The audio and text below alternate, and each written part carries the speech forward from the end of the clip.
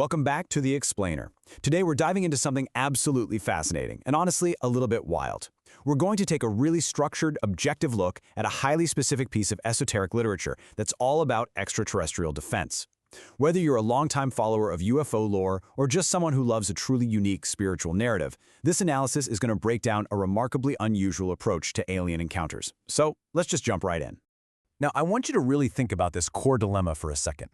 How exactly do you catch an alien that has the advanced technology to literally warp through solid walls? I mean, if an entity can just bypass physical barriers using interdimensional travel, your standard locks and security systems are completely useless, right? You'd probably expect the answer to involve, I don't know, complex quantum field generators or high-tech frequency jammers. But I promise you, the solution presented in our source material today is far more surprising and honestly vastly more practical than you would ever think. To really understand this, we need to look directly at the source text, specifically Chapter 2 of this published volume. It's titled, The Spacefighter's Methods for Repelling Greys. Now, what's really intriguing about this text as a whole is its format. It's presented as a documented spiritual interview. The author basically claims to have summoned the soul of an extraterrestrial protector to ask him some highly specific tactical questions about defending Earth from hostile entities. We're going to analyze the exact methodology this entity provides. Section 1. Commander from Andromeda, the Spacefighter. Before we get into his actual tactics, we really need to understand the absolute authority of the expert we're dealing with here. The text introduces us to an entity known simply as the Spacefighter, and this is a soul originating from way beyond our own solar system. This summoned soul claims to be a high-ranking commander, and not just any commander. He states that he historically protected the entire Andromeda Galaxy. He mentions traveling this vast, incredible distance to reach Earth, originating from a defensive fleet that guarded a whole galaxy. This really establishes him in the text, not as some random cosmic bystander, but as a seasoned, high-level military tactician with cosmic-scale experience. Section 2. Astonishing Appearance, the Spacefighter. So, what does a commander who defends the Andromeda Galaxy actually look like? You're probably picturing a sleek, glowing humanoid, right? Well, the text pivots to a physical description that completely contrasts his highly advanced military rank with a surprisingly primal, beast-like appearance. According to the interview, the Spacefighter is a massive entity that resembles a giant jaguar or even a space bear. He can move on 2 legs or 4. But he doesn't just roam around in the wild. The text is very specific that he wears a high-tech combat spacesuit and a helmet.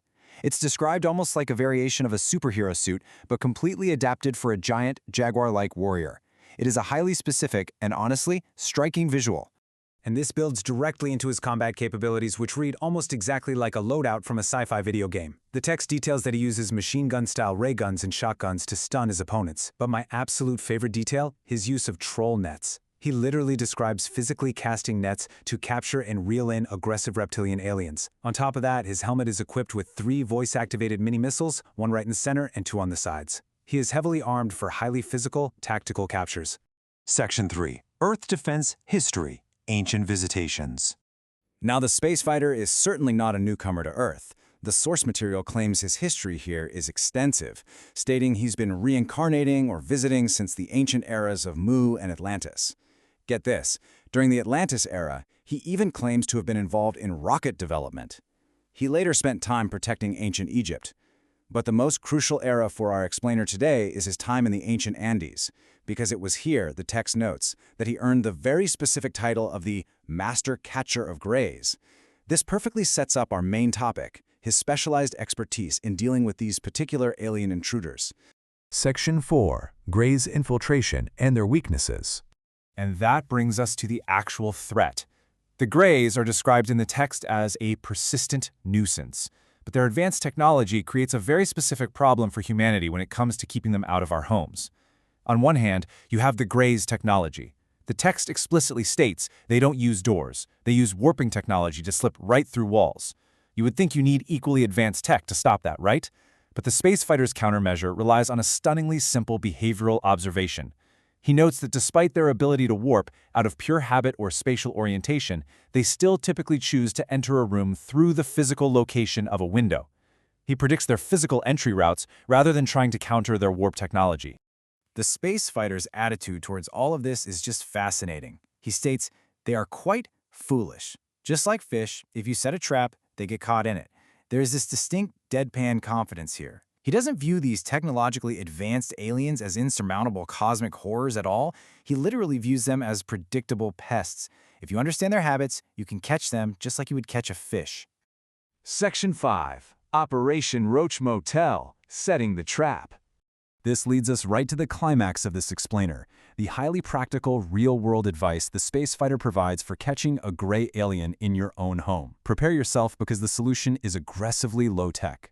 The text explicitly suggests that because grays predictably enter near windows, the absolute best defense is setting up a physical trap. And we're not talking about a laser grid here, we're talking about a trap akin to a roach motel or a mouse trap. The interviewer in the text even clarifies asking, so like a roach motel? And the spacefighter confirms, yes, a gray motel.